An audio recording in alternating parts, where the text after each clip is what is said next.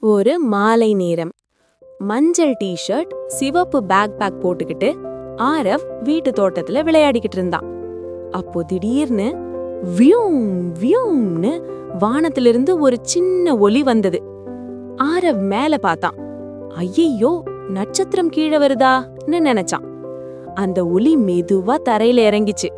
அது ஒரு குட்டி விண்கலம். அதிலிருந்து ஒரு சின்ன ஏலியன் வெளியே வந்தது. ஹாய், நான் ஜூமின்னு குட்டிய கையாட்டுச்சு.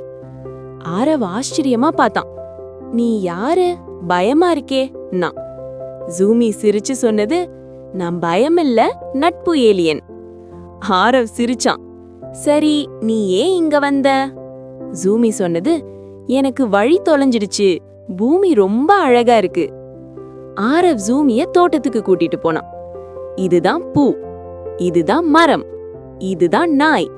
நாய பார்த்ததும் ஜூமி பயந்து, ஐயோ, கர்ஜிக்கும் ரோபோன்னு ஒளிஞ்சுக்கிட்டது. ஆரவ் சிரிச்சு, இது நாய், இது நண்பன். அப்போ ஒரு பந்து மரத்துல மாட்டிக்கிச்சு. ஜூமி விரல காட்டி டிங்னு சொன்னது. பந்து மெதுவா கீழே வந்தது. ஆரவ் கை தட்டினா. வாவ், நீ சூப்பர் ஏலியன். ஜூமி சொன்னது, சூப்பர் பவர் நல்லதுக்குத்தான். அப்போ வானத்திலிருந்து பீப் பீப்னு சத்தம். ஜூமி சொன்னது, அது என் விண்கலம், நான் வீட்டுக்கு போகணும். ஆரவ் கொஞ்சம் சோகமா, நீ போனா எனக்கு தனிமையாயிடுமே.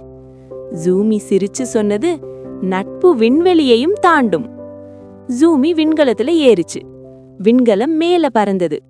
ஆரவ் கையாட்டி சொன்னா, பாய் பாய் ஜூமி. வானத்துல ஒரு நட்சத்திரம் மின்னுச்சு. ஹாய் ஆரவ்னு குரல் கேட்டது.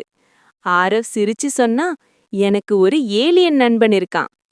ரெயின்போ கதை முடிந்தது.